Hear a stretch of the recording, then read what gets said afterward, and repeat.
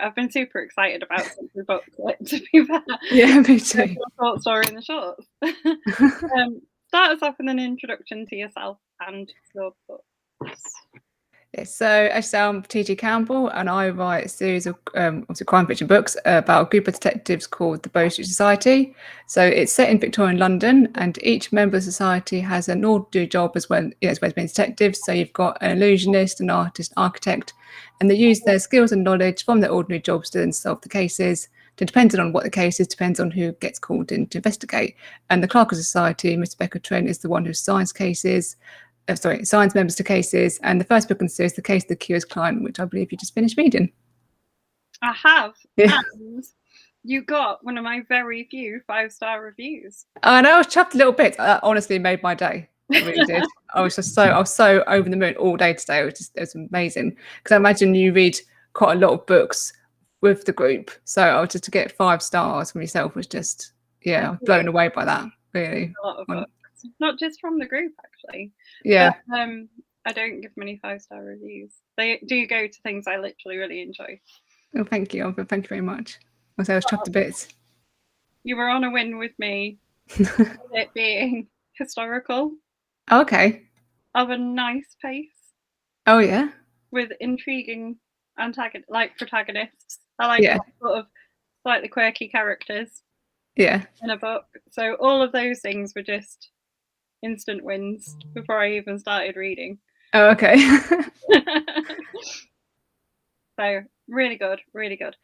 I'm working out what question I want to ask first. I'm just so struck with how much I like the book that I can't think of which question.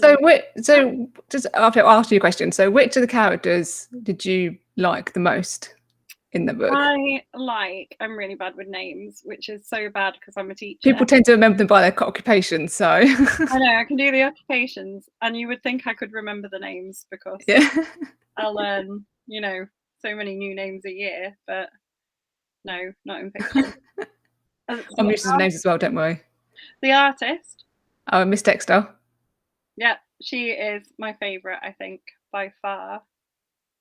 Is there a particular reason why you like her or the others, or? I think she's a bit unassuming, but she has a kind of chorus deal going on in her. Yeah, definitely. Yeah. She's very quite meek, but when she sort of gets something that she's quite passionate about, and then she comes out of herself and she then sort of speaks up. But yeah, she's one of my favourite characters as well. Yeah, and I think probably sort of a bit kind of underrated by everybody else. Yeah. More skills than they think. Yeah, I think also because she's so young. She's the youngest member at 18, so I think that, and also to a certain degree, her gender. But of course, we've got Miss Trent, who is such a strong character, who's driving the force of the society. You haven't got that much that sort of being woman's not so much of a disadvantage within the society. What is the research like? That was one of the questions I'm going to ask you, because it feels so accurate. Yeah. So what I did. Sources at the back. Yeah.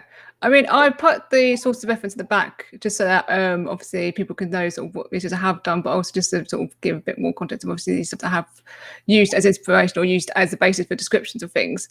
But when I came to actually write the series, what I did was I thought, well, what's the things they're going to have to use? What are the sort of things they're going to encounter? So I did quite a lot of research into telephones, research into sort of like London itself, so streets, on transport routes. And then what I always tend to do is then sort of break it down into like the occupations. So all things to do with like the omnibus routes, the trams and the railways are all under sort of like Mr. Snyder's, the cabman's sort of folder. And then you've got, I went to, so Mr. Lockwood's illusionist, I went down to the Magic Circle headquarters and had a guided tour around there to sort of find out whose contemporaries would have been. And then you've got people like, so Dr. Rupert Alexander, who's the veterinary surgeon. I researched sort of the Royal College of Veterinary Surgeons to sort of find out where he would have been trained. But basically with the research, it's very much sort of ongoing. And I try to, as much as I can, use sources from the era. So when I did the panel, one or two Downs panel, I showed a book that I've got, The Queen's London, which I stumbled across quite by accident, which actually was created for the Queen Victoria's Jubilee, and it features like pictures, photographs, and paintings of different places in London. But it actually was published in 1896, which is when my books are set. And Oxfam's online antiquarian bookshop is really good for those sort of things as well. So I really try to draw upon sort of the contemporary sources. So try to give that sense of place and try to really sort of feel as though you have been transported back to London of that year. Sorry about that. That's okay. But there's a lot of sort of reproduction books that you can get that from the era.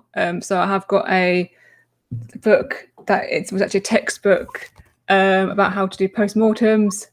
So that's 1876. So I used that for like Dr. Witt's character. I've also got to say, so the Queen's London book. But really, I try to get as close to that era as possible, because I think you can sort of read books that are written by people from after that period, but they're also looking back. But I think people who are actually writing, who are actually in that period at that time, I think you can definitely get more of an idea of what people like and what the actual city was like from the time when you read sort of stuff that actually was published then. So you got some hellos from Tony Millington. Hello. Authors. Leslie Lloyd and Andrew Richards. Oh, yes. Andrew is actually, he writes as Richard A. Boxall, and he's actually my co-host on my podcast. Ah, nice. Yeah, so he's come to say hello. So tell me about your podcast, because it's very on brand, isn't it? It's called Bow Street Society. Yeah, podcast, yeah. Because so everything all my website is called Bow Society, because that was a conscious decision in the sense that when I was sort of first looking at setting up a website, I thought, well, my name doesn't necessarily mean anything to people. So I want to sort of just push the world, push the characters more.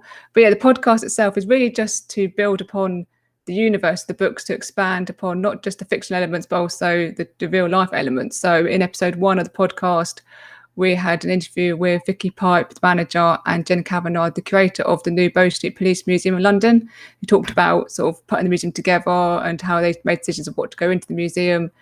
And then also we had a character interview with Sabrina, the Miss Trent, but it was played by Sabrina Paul. So Sabrina took on the part of Miss Trent, and she then answered questions from readers as Miss Trent. And so it's very much just tried to sort of introduce readers to that world and to the characters. And what we did for a bonus episode in August was to do a beginner's guide to the Bow Street Society. So if you've just come across the books recently and you've not read in them yet and you're not quite sure if you know what they're about, then you can actually go on to sort of one of the streaming platforms for the podcast and listen to that. And me and Richard just sort of talk about what the book's about and what the sort of aim is with them. And then our next main episode is going to be released this coming Friday, the 10th of September. Again, it's got another character interview of Mr. Joseph Maxwell, who was in the first book, but also who features quite heavily in the 5th book. But so all the details about the podcast on the website, which is bowsociety.com. The cab driver, Mr. Snyder. Yeah. Yeah. Yeah, I'm a big fan of him as well. Yeah, everybody says they're quite like Mr. Snyder. In the second book, The Case of Lady Lushington, he is able to be a bit more involved with the investigation. Because in the first one, he's very much just sort of the driver who sort of ferries them around. But in the second one, he does actually get to question suspects. And we do have, so even though the combination of detectives changes with each book, there is a sort of core of characters. So you have Miss Trent, like Mr. Snyder, Miss Dexter, Mr. Maxwell, who tend to be in most, if not all, of the books. But I did with the society, I just tried to represent the whole of the general society. So it's not just, upper classes or just lower classes, try to get a mix of people, because essentially a society was set up to help everybody, regardless of their class or wealth, to be able to access the justice that they deserve. That's one of the things I really liked about the book, because you explore that with the characters as well. So there's sort of some LGBT characters. Yeah. Or a hint at it. Yeah. Oh yeah, definitely.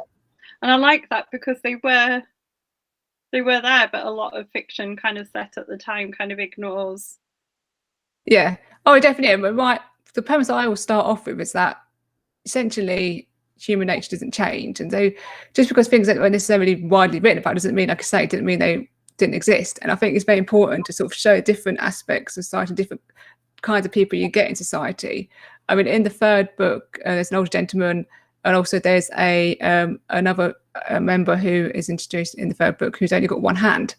So it's just trying to, again, explore the different groups that we have in society, but through the both society itself. So again, like I say, and how they interact and how their relationships work within that. I did also quite enjoy sort of the client. Oh, Thaddeus. Yeah, and his because you explore his disability in quite an interesting way. Yeah. Well, yeah, because it was quite interesting actually to research that, because so he's got age-related macular degeneration, and as a result of that, he has because when his brain basically tries to fill in the gaps, so he has hallucinations, and that's called Charles Bonnet syndrome. And actually, that is something that people with visual impairments, even to this day, still suffer from. And I've heard accounts of people who they thought there was two people sat in their house having a conversation, but it wasn't. It was just an hallucination. So it was really interesting to sort of take all of that and move it back to 1896. And I think at the time when I was researching it, I contacted the Royal Optometric Society, and he said that the creator there said basically that back then opticians, they were quite seen as a bit of a pseudoscience initially.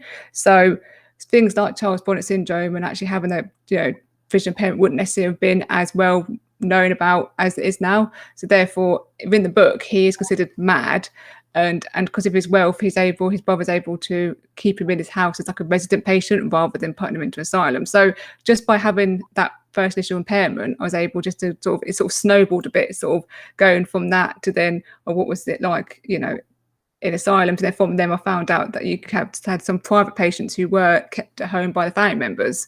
So again, it's the way that the research can definitely shape the plot, but just from just one initial idea. So do we get a sort of changing, because I'm resisting the urge because I've got a lot of author interviews coming up, so I can't read book 2. Okay. I need to read other things. That's fine. It's not going well because all I want to do is go and read book 2. So what do you want to do? Changing sort of roster of characters, or do we stick with kind of the main ones? So in book 2, you have, again, say Mr. Snyder make a return, Miss Dexter makes a return, Mr. Max makes a return, and Mr. Locke, who's illusionist, makes a return. But then obviously in the first one you had Dr. Rupert Alexander, who's the veterinary surgeon, because he's brought in because the neighbour's cat's been murdered. She has to investigate that. And then you also have the architect, because it's like a locked room mystery. But in the second book, because it is sort of focuses around a department store and in Oxford Street, they then bring in Lady Catherine Alston, who is a freelance journalist who specialises in fashion and sort of department stores and that sort of thing. And then you have her ward, Miss Agnes Webster, who also acts as her secretary. So they actually are introduced in the second book. So they sort of replace almost sort of Mr. Elliot, who's the solicitor, and say Mr. Heath, who's the architect, and Dr. Rupert Alexander. But then, like in the third book, Mr. Elliot comes back again with the new characters. Mr. Skinner, who's a retired naval officer who's got a specialism in guns. You've got Mr. Verity, who is specialises in spiritualism. But then in the fourth one, sort of Miss Lady Alston and like Miss Webster then get to meet sort of like Dr. Locke, who also features in the second book. So in the fourth one, you don't have any new characters, but they sort of have characters who hadn't met before who are coming together in the hotel for the toxic tonic.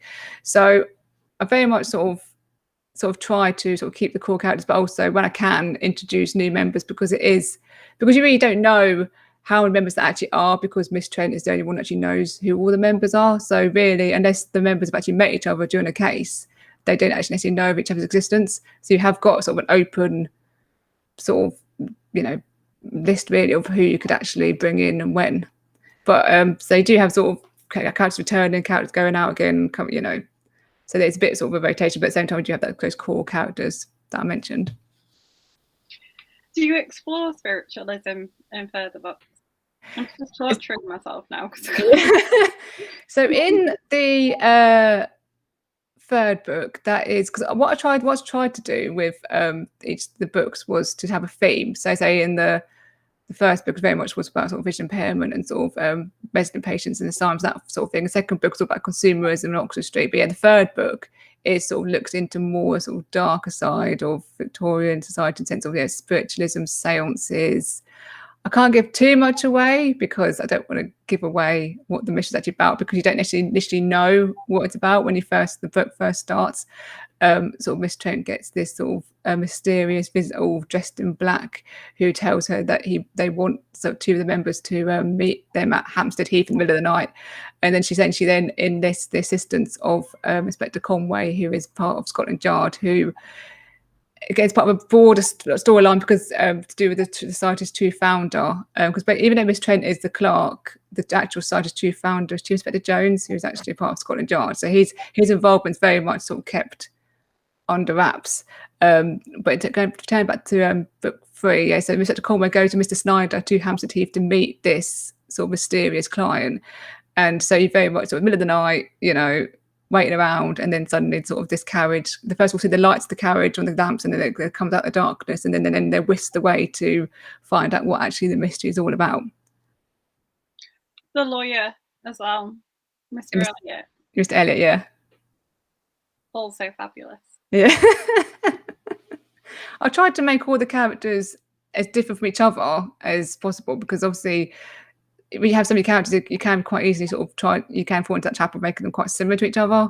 So I did try to give them sort of quite distinct personalities, and it is also what I like doing as well, and what I enjoyed doing, because they have meetings throughout sort of the cases when they discuss their findings and decide what they're going to do next. I like to have a bit of conflict where they rub each other up a bit the wrong way, because even though they're all part of the same society, they don't necessarily all get on all the time and don't seem like each other either. So I love sort of exploring those different relationships and how that can change over time. It must, I mean, in some ways it's kind of easier to solve a case with the Society because there's not kind of forensics and DNA, and even, well, there were fingerprints, I think, just Well, the thing that what I found really interesting with researching that sort of thing was that there was a lot of emerging signs, but nothing necessarily was being able to be submitted as evidence in court yet. So, we've got Dr. Weeks, who is the independent surgeon who works for, who sort of occasionally be hired by the Scotland Yard, but also is a member of the Society as well. So, in the second book, it's a poisoning case, so he has to determine how, what poison was used and how it was administered. So researching that was really interesting. But I know for Scotland Yard didn't get their fingerprint bureau until 1901, I believe it was, because initially they were quite dismissive of fingerprints, again, because there was a lot of sort of pseudo science around. I think it was I want to say the Bartoli classification, where they sort of did the features of the face.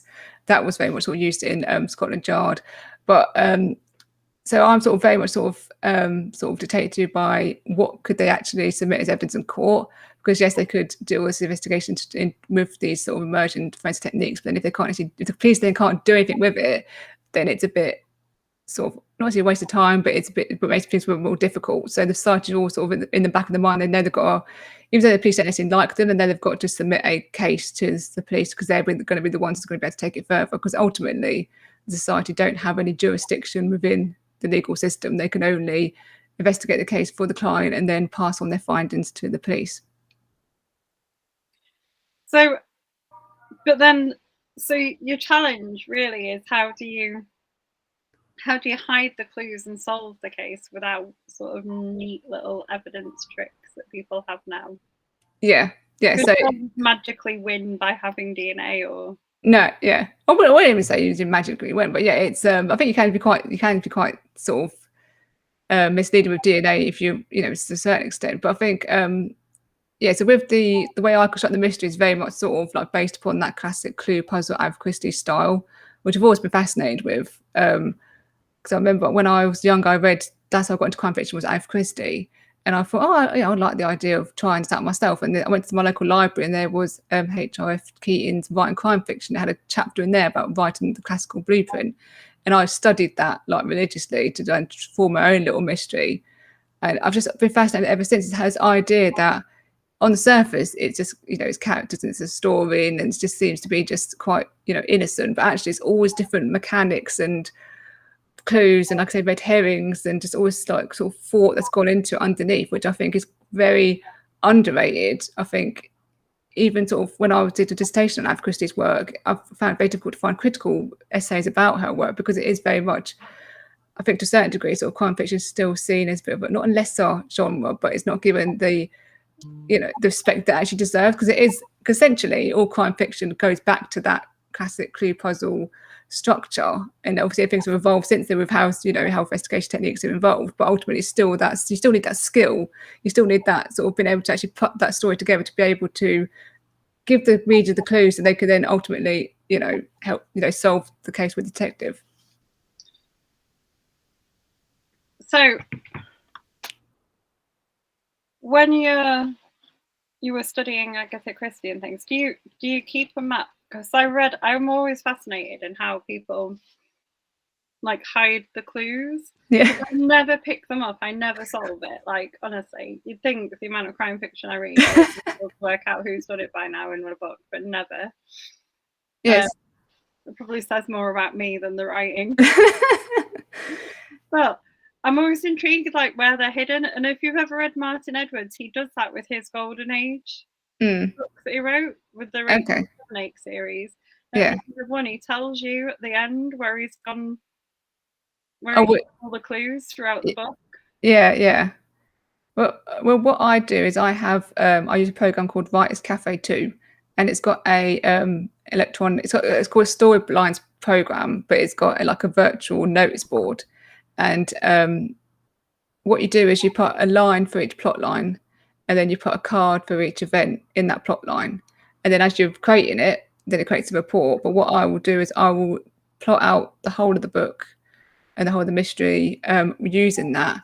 And what I'll do for each event, I'll do a bullet points, not just a summary of the event, but a bullet points of actually what I want to happen in that particular scene. So that would include sometimes if I want to have like a clue that's spoken or it's, you know, it's including description, then I will put that in the bullet points of that card. And that's very much what I would use as I'm writing. It doesn't necessarily always happen that what I've plotted out is actually what it ends up with, because it's sort of constantly evolving as you're writing it. And also sometimes the characters will actually say something in one of the meetings, or have you thought about this? And I'm thinking, oh no, actually no, I didn't think about that, but now I'm going to have to go and research that and now find out how you can talk about that, because you have got the added element, because they are sort of not to say experts, but they're quite proficient in their fields. If they have an idea related to their job, or you know, then they've got to be able to explain how they came to that in terms of their own knowledge. So I think in the first book, Mr. Elliot, I think he's thinking about sort of why Thaddeus has not been checked up on by like the local authority. But again, I had to research all of that in order for him to then give the explanation in his mind of, well, he wouldn't have been done because that's just something that wasn't done. But it's sort of make sure that's accurate. But so very much sort of what I start off with the plan is very much impacted by the research, and then obviously as what characters say. But if I didn't have that plan, there's no way that I could keep track of myself of where I put clues and where I put red herrings, that sort of thing, because I'm very much out of planner. I can't hold the story in my head, and that's why I tend to also edit as I'm going along. I know a lot of people will, you know, say, oh no, you need to write the whole thing and then edit afterwards, but I've tried that technique and I really just I can't hold it in my mind for that long. So I have literally do like a scene, write a scene out, and then I'll go back and edit it until like I'm happy with it, and then I'll go to the next scene, and then at the end of it I'll then do one big edit, and then obviously I'll go to a beta readers, that sort of thing. But I very much, that's the best way that I can do to work with, especially with the mysteries, because if I didn't do it that way, I would get completely lost myself. So how do you find marketing? I know you're really good. Like, you've got your brand, you've got your name on Twitter, you've got your website and the podcast, but it must be a bit trickier to kind of market because it's sort of a bit unusual. Yeah, because it is different to what sort of I've encountered in terms of crime fiction. It is, if people either really intrigued by it or they're not quite sure about it. In marketing in general is quite difficult, especially when you are in like an indie, because you haven't necessarily got marketing budget as well. But what I just try is, I really like enjoying doing these sort of things that can then actually explain what the book's about. And I think sometimes when I say, oh, it's a group of detectives and the characters change, I think they still think but there must still just be 6 characters, or they think that it's one character per chapter, or they don't quite sort of grasp actually what I'm trying to get across. So it can be a bit difficult to actually sort of explain. That's why we did the beginner's guide, because unless you sort of have swathes and swathes of text on a website, it's good, it's difficult to get across actually what the books are about. So we did the beginner's guide, so that just something that's audible, you can listen to it and actually take time to actually get to digest what actually the books are about. So Sam's favourite question recently is to tell us what your last scene that you wrote was. I can't tell you that. I can't tell you. Without giving away spoilers. Well, okay, so I should count. Well, the last scene I wrote was actually last thing I was sort of editing / writing was today, was for the new short story that's going to be serialized in the newsletter from Friday. And in that scene, Mr. Percy Locke, the illusionist, is with the client, and it is revealed that he may have met her before. So, because obviously in the first book, it's hinted that he's a bit of a womanizer. So that's the scene that I've literally just written, like sort of written / edited today. And sorry, one of my other favourite questions for a long-running series is, would you write kind of spin-off stories or spin-off novellas, kind of about the origin stories of your characters? So some of these of the origins of the society is sort of touched upon in book 5, a bit more exploration of that. Of course, with there been so many members, the possibilities are endless. So at the moment, I've got a spin-off series, which is the short story collections, which is the case book, which don't have murders, but more quirky problems, which also give the opportunity for different members to sort of work together and sort of get to know a bit more about characters away from sort of the dark murder sort of side of things. But I would very much like to not necessarily do origin stories, but sort of do stories that are away from society, which explore the characters and sort of them as themselves and their jobs. So for instance, for Dr. Weeks, who's a surgeon, he's also a functional alcoholic. So what I would really like to do was actually do like his guide to London's pubs. But see, he would talk about his favourite elements of the pub that he goes to, but at the same time, he would also talk about a case that he was possibly involved with and how he helped investigate that, how he applied science, particularly emerging sciences and emerging forensic techniques to a particular case that was connected to that pub, as well as talk about what was his favourite drink and who was his favourite barmaid. So that sort of spin-off sort of series that sort of explores a different element of the characters is very much sort of something that I would like to do in the future. Tony wants to know if you've got a historical timeline of when things like fingerprints were first used, so you don't include something that hadn't been invented or used. Yeah, I do have that amongst my many folders on the computer. Also, what I've done was I did quite a lot of extensive research into the history of the police, because I needed, even though they're not part of the police, I needed to know how they fit into the police and what the police were actually doing at that time. So luckily, the Metropolitan Police do have a timeline online, which is quite handy. But yeah, I do have all that information all just stored as in swathes and swathes of folders on my computer, which I then, if I want to use a particular technical investigation technique, then I will look up there first, and then I have loads and loads of books, which again, because very much you've got sort of, I also have to look at what it is now and then sort of rewind the clock to see what it was like then, and like how it would have been implied and how it would have been used really. So going back to your you and marketing, I love that you always wear your Victorian outfit. You make an effort today, look. Okay. I managed, and in the entire first week, I'm sort of nearly halfway through my first week back at school, not to wear anything dinosaur printed yet. Yeah. Which is quite a feat for me. Yeah. In the end, very soon I may run out of normal clothes. Yeah. Well, see, if I do that, I've always got this I can wear. I don't know if I'm wearing it to do the hoovering like, but it's always a backup. Sam has asked if you've ever found anything fascinating during research that you haven't been able to use yet. Oh God. I find everything fascinating about when I do my research. I think what I find fascinating is when you can't necessarily find something which you know should exist, but it's very difficult to find. Like, for instance, in the 5th book, I was trying to do research into disciplinary boards of the Metropolitan Police, but specifically for senior officers. And unfortunately, with the pandemic and the Metropolitan Police Historic Collection moving, I was unable to go to their archive, but she did send me a list of what they had. And even that was quite difficult to find any sort of accounts to do with sort of that scenario. And so sometimes it is very interesting that what you don't find as much as what you do. But yeah, I mean, there's so much that I've just got stored on my computer that I will use that, and then I just haven't found the opportunity to do that. But I think very much what I want to like to do a bit more of, sort of explore sort of a bit more chemistry and say a bit more of the forensics and that sort of thing, really. So on a chemistry theme, as you've got one that involves poisoning, what's your favourite poison? I think, because obviously I think the second one book had arsenic, but the fourth book actually, I think aconite, which was actually in that book, was absorbed through the skin. I think I quite I didn't like it, but I think that's quite dramatic because it sort of basically paralyzes the victim.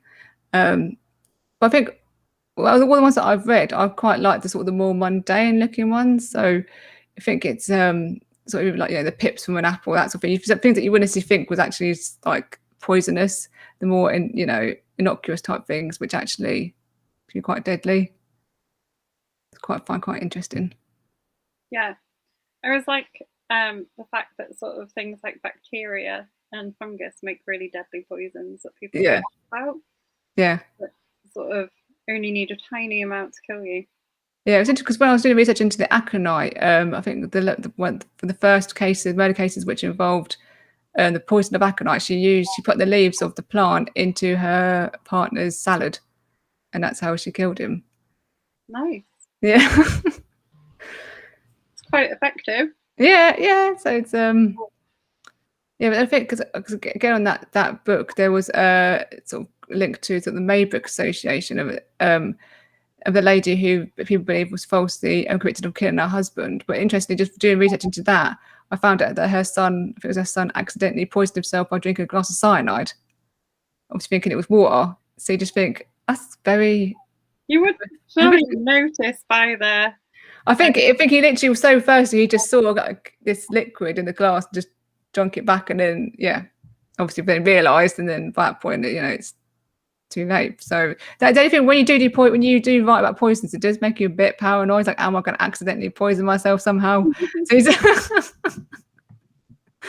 the only thing. You're reading up these different effects of poison, you're thinking, So genuinely a problem. I used to take microbiology modules when I was at uni, and a while after you're just like really paranoid. Yeah, you're very aware of like lots of germs. Yeah. Oh yeah, expansion. Yeah, ends up not contaminating. Yeah. Yeah, puts you off certain things. Oh yeah, definitely. Yeah. Make sure you wash your hands even before the pandemic. Make sure you wash your hands quite regularly. But it also gives you quite a strong stomach for stuff. Well, yeah, I can imagine it will do. Yeah. Andrew says he's never accepting a salad from you. Oh, well, I'll have to choose another method now and then, won't I?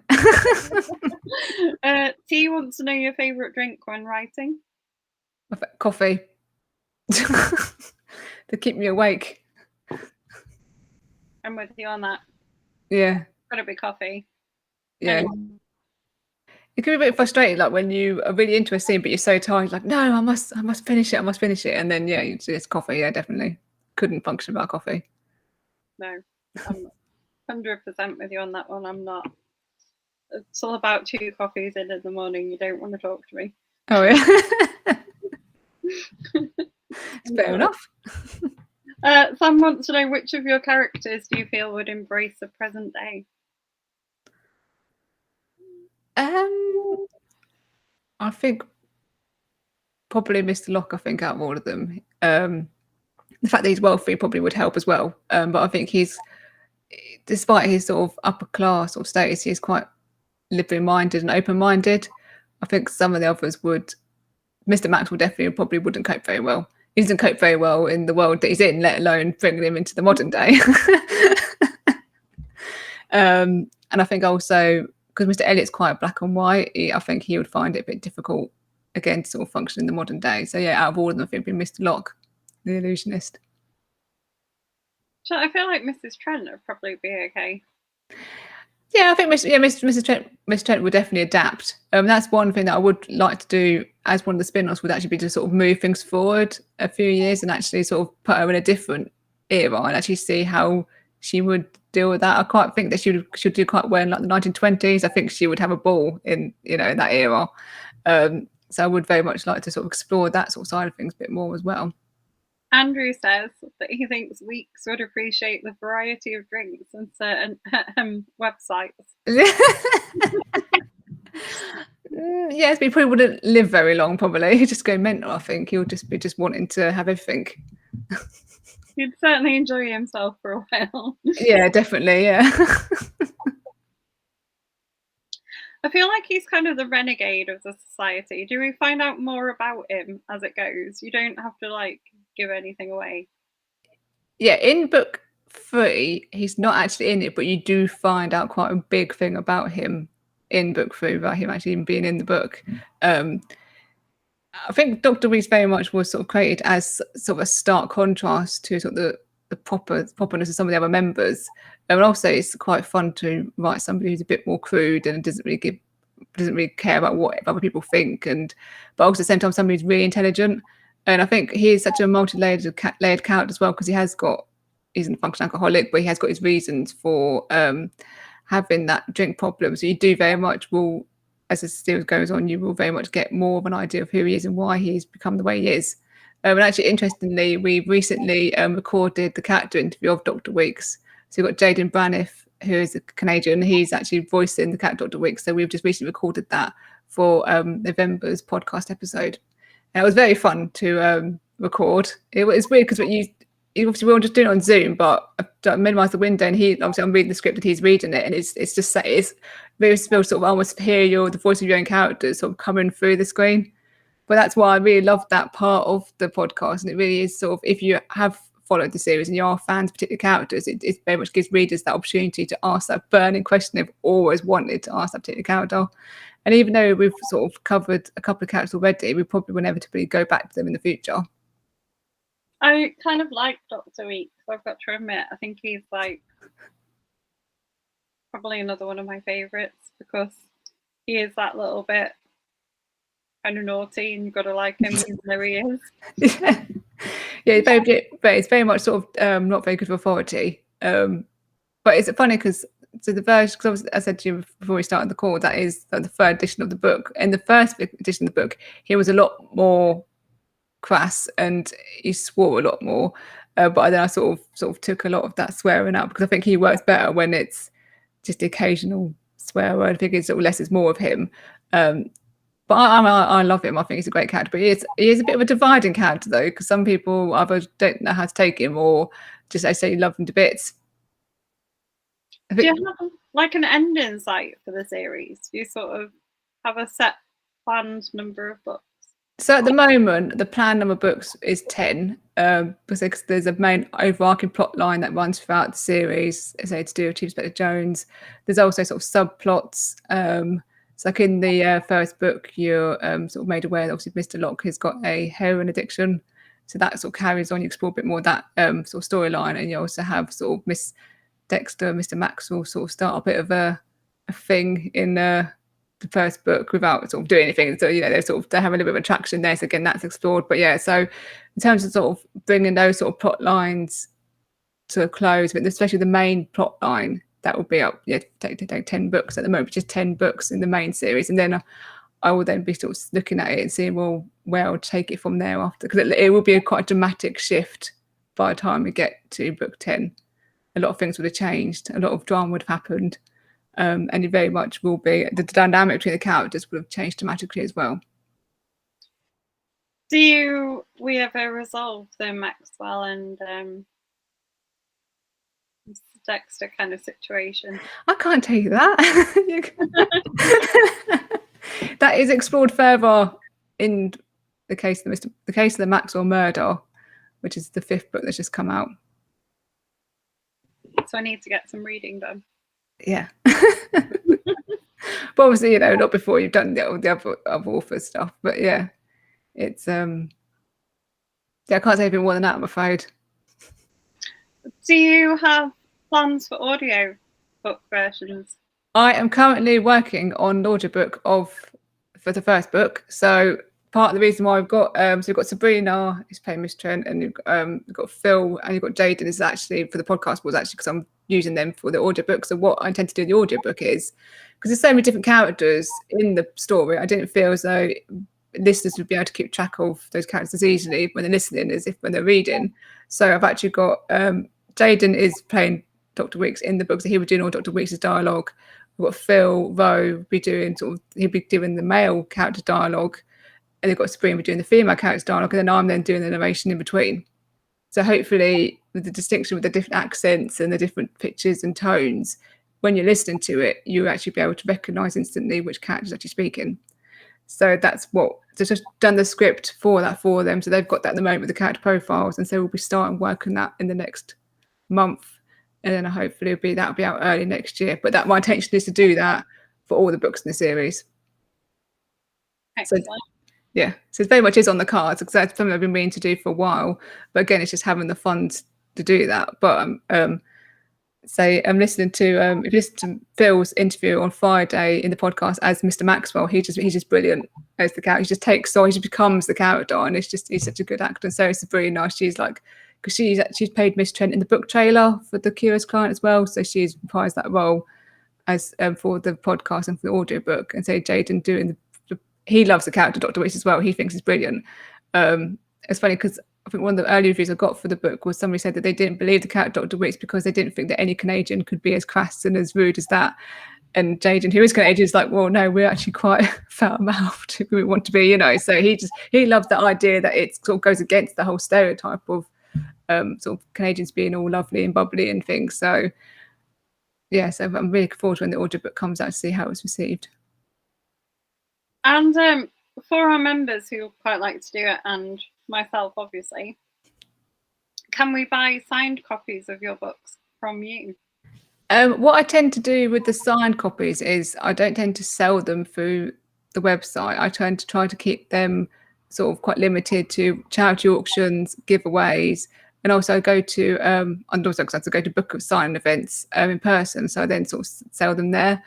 So I'm going to Birmingham next year on the 16th of July for the Commonwealth Games. Come to Birmingham, book and read author and reader event on the 16th of July, and then I'm also in Blackpool on the 20th of August. Again, do another book signing event there. So I just think I quite like the idea of just trying to keep it a bit more sort of limited, and so people feel that they've got something a bit more special. And I say when I do to give it away in auction, then people are more willing to bid for it and stuff, especially if it's for charity, rather than that's just my own personal choice, really. That makes sense. The auction for me is one of the really special things. Both times we've done it, and it's not going to happen again anytime soon because it's a lot of work. Yeah, you can imagine. Yeah. Both times we've done it, I found like an author whose books that I've then collected everything they've written off. Yeah.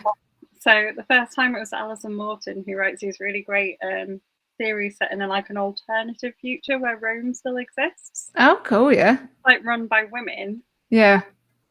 They're brilliant. And then this time around, it's you. Oh, thank you.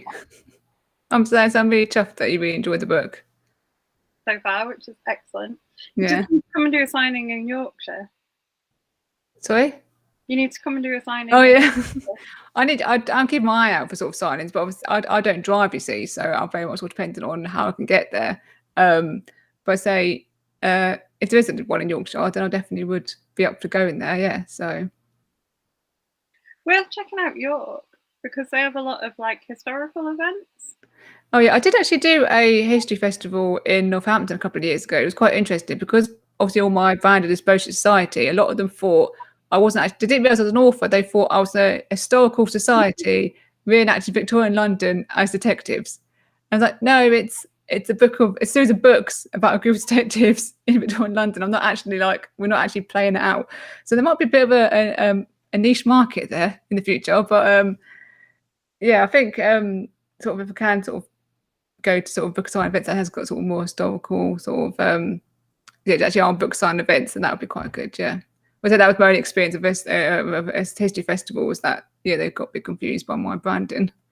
You can make a Bow Street Society like role-playing game where people take Oh on yeah, me and my friend did actually write a murder mystery several years ago now, because we quite enjoyed that, the murder mystery, like the DVDs and the CDs and everything, we quite enjoyed them. So we sort of took the basic layout of one of those murder mysteries, and then we wrote our own one based around sort of like 90s, 50s America, and called it Death is the Word, sort of play on like Grease is the Word. And so we had like we sort of wrote the characters based upon the people we thought were going to play in them, obviously on the eve of the murder mystery dinner party, and that was quite fun. So it's definitely something that I could, definitely think I would be quite good to do in the future. Yeah. I don't know who played Mr. Knock though. One of my favourite questions to ask authors is, would you make a graphic novel of one of your books?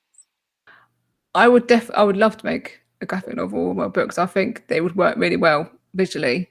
I think when I first made the Curious Client book trailer, everybody kept saying this needs to be a Sunday night drama. This would be so good on the BBC. It'd be so good, But I was like, well, any offers? I'm open to any offers, But I think definitely sort of with something sort of like a graphic novel is quite more visual. I think it would work really well as a graphic novel. Definitely would work as a drama. Yeah. So people could say, even at the history fest, like, oh, it's a really good Sunday night BBC drama. I was like, yeah, I know, but nobody's asked me so far. So I'm with Andrew. He said it would make an amazing TV series. Yeah, I think there's so many different characters, and it is literally, the possibilities are endless, because you could just keep going off into different directions. You could just focus on one character, or you could just have the society as a whole, or it's just, you can, because it's all so many different people from general society, you can also explore different aspects of wider Victorian society as well, but within that sphere of the Bow Society. Which I always say to people, that they say to me, who's your main character? It's like, well, actually, the main character is the Bow Society. There isn't one person. Even Miss Trent is like obviously really pivotal to the group. I always sort of, the main character is just the group as a whole. Maybe Netflix. Netflix do lots of kind of historical.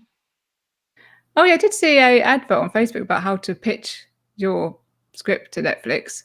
So it's definitely maybe worth something, again, think about in the future. I think at the moment, my priority is definitely getting those audiobooks out, because I'm very conscious that when I'm visually impaired myself and my dad's visually impaired, I'm very conscious that there's a lot of people out there who've not been able to access necessarily the books because of their impairment. Also, there's some people just like prefer to listen rather than read. So that's why I'm very keen to get those out, really, to sort of make it more accessible to more people, really. Yeah, one of our interviewers in the group only does audiobooks. Yeah. So I definitely think, that's always been a high on my priority, but it's only now that I've actually got the means to be able to actually do that. It's going to be a lot of work, actually, because I'll edit it all together. I edited the book trailer, so I had James Westlake and Darius J. Alexander. So Darius did the sound and James Westlake did the filming and the lighting, but then he gave me the rushes and then I then edited it all together. So it's actually going to be, the editing is going to take a lot of work, but I am really excited to actually hear it all come together. You've got some serious editing skills then. Yeah. Because I had a vision of sort of what I wanted to do, but also the program I've got is actually really straightforward, so it's really easy to use. So that does make it easier. But so I do I've got my own YouTube channel. So what I'll do with the short stories is, like, when I release a collection, I'll then do a reading of one of the full stories. And I'll do, like I did with the reading for the excerpt from the criminal short story. I do the ambience. I've got the sound effects of the rain and the horse's hooves and the ticking clock and everything. So again, you've got that immersive experience. And I have done that with the prologue and the first chapter of the 4 books as well. So they're all on there as well on YouTube. So you can listen, say, of the sound effects and obviously me doing the narration. Nice. Who would you cast in a future Netflix production? Well, I always sort of, because Mark Warren is one of my favourite characters, but unfortunately he's a bit too old now. But I always envisioned him as playing Mr. Maxwell, and then so for Inspector Conway, I would envision Jerome Flynn playing him, and then obviously Miss Trent would have to be played by Sabrina Paul, because she is just Miss Trent. But beyond that, I'm open to suggestions. You just like it to be adapted. Yeah, I just think it would work so well as a drama. It really would. And you've just been recently on our panel as well, haven't you? Yes, on the Modern Whodunits panel, yeah, which was really, it was a load of fun. Yes, Victoria and Peter and Samantha, yeah. I know. I think you three were brilliant on the panel. Oh, thank you. We've gotten so well as well, and it's just really nice to sort of speak to sort of like-minded people and to discuss with you. When we honestly, we could have just carried on chatting for hours and hours. She would have said, "Okay, right, it's 6 hours and gone. Now you need to really sort of wrap it up now." But you know, it's just really sort of nice to be able to do that. You do sometimes feel, I find that sometimes when you do these interviews, you kind of get to a point where you've got like 10 minutes left and you're like, I could ask like so many more questions. Well, obviously, you know, I'm a messenger, so, you know, feel free to drop me a message, or if anybody else has got any other questions they want to ask me, then feel free to drop a message on Facebook or through my email, through the website. You ever tempted to sort of venture into other genres? I once attempted, when I was in sixth form still, me and my friend, because she liked sort of high fantasy, sort of Lord of the Rings type things, and I was into crime fiction, so we decided to swap genres.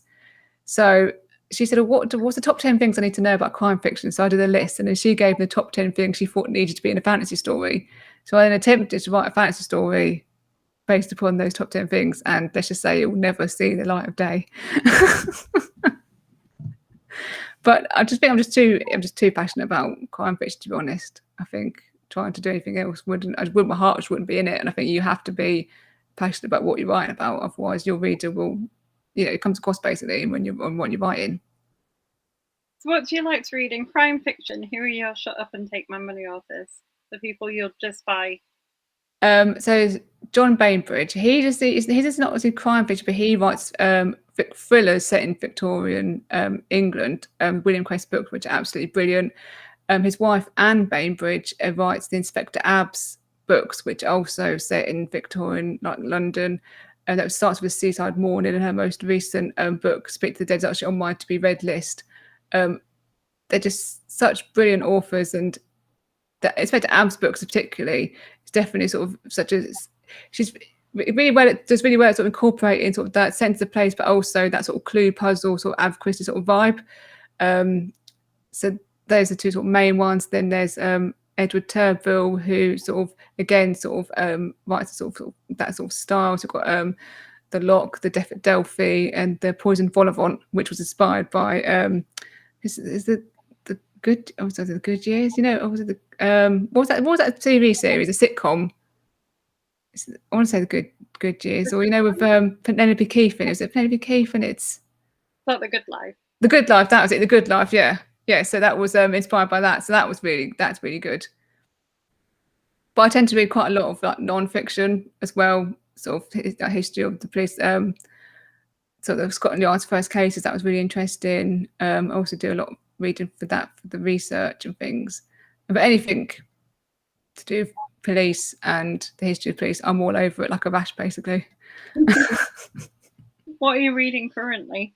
I'm currently reading Agatha Christie's Five Little Pigs, which I had read years and years ago. But I'm at the moment I've got this obsession with watching the adaptation and then reading the book and then comparing the two. So I really liked Sleeping Murder, Agatha Christie adaptation with Miss Marple, and I've read the books. I read the book. I'm like, this is actually really not what's in the adaptation. So I find that really interesting to sort of compare the two.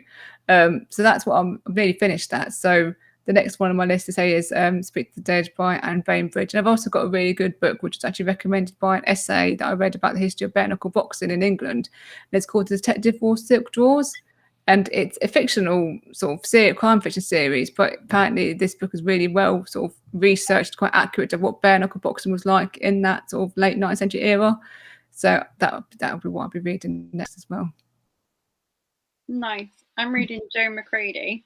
Yeah. Who I'm interviewing on Saturday. Mm. And I'm reading one of the Bloody Scotland debut books, which is interesting as well, that who I'm interviewing on Tuesday. See, I can't read more than one book at a time. I just get confused. So I always read at least two. Yeah. I read quite fast when I am getting into a book, but I just get because I think because I did English literature, English studies at university, so I sort of learned the skill of speed reading. So I think I read the Curiosity Shop in like 4 days, like 100 pages a day. But I just even then I still could only read one book at a time. No, I've always done two. I normally have one on the bus and one at home at least. Often when I get to about 5 at once, I stop. Yeah. And try and finish something.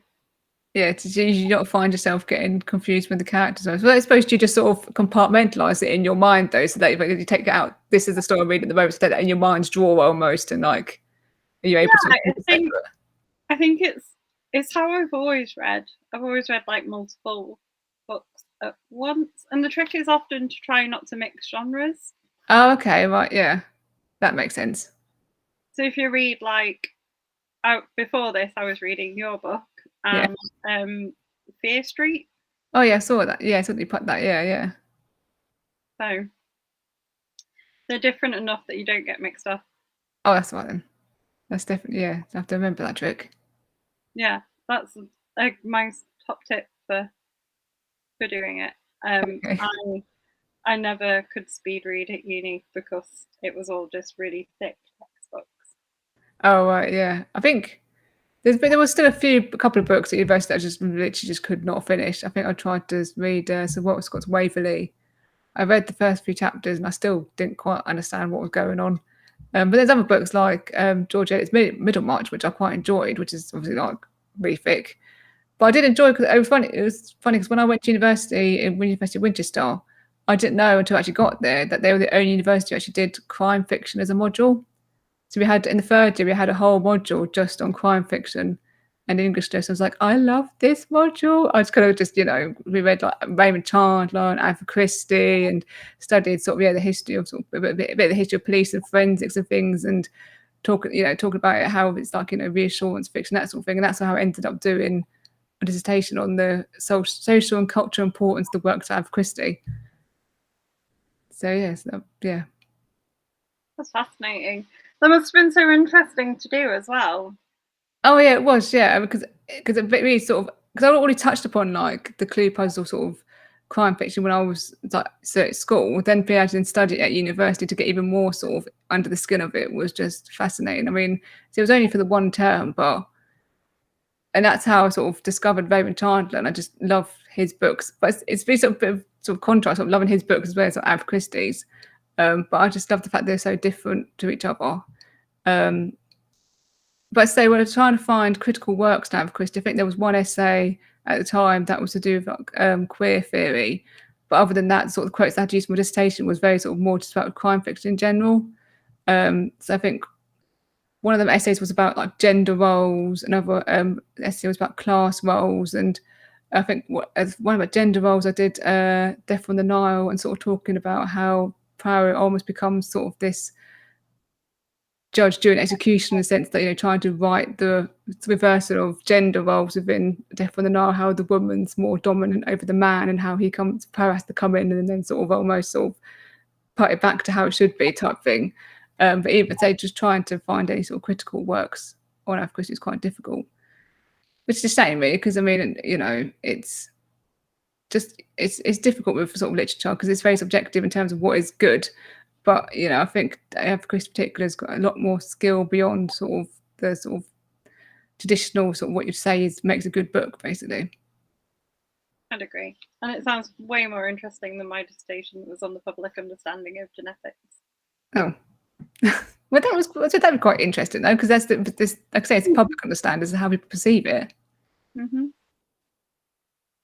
But, yeah, because I could have done creative writing for my dissertation. We did have creative writing modules as well, but I just didn't feel confident enough to be able to do that. So, but yeah, doing that on Agatha Christie was really interesting. Sort of reading her autobiography, and then also I think I did one of her romance, Absent in the Spring. I did for the last essay, and how talking about like just how she was trying, what she was trying to do with that. Basically, her serious work, as she called it. So you need to come and visit the Crime Writing Festival up in Harrogate. Oh yeah, definitely. That is on the list. Yeah, things to do. Yeah. And then we have got, well, we're out of time. So do you want to give us a reminder of you and your books to finish off? Okay, yes. So I'm T G Campbell, and I write the Bonnet Society series of books about the group of Victorian detectives. They're called the Bonnet Society, and so each of their members are civilians. They all have an ordinary job as well as being a detective. And you can find out a bit more about my books and my podcast and my newsletter on my website, bonnetsociety.com. Wonderful. And then all that's left to say is thank you so much. Thank you very much for having me. And joining us. Yeah, thank you.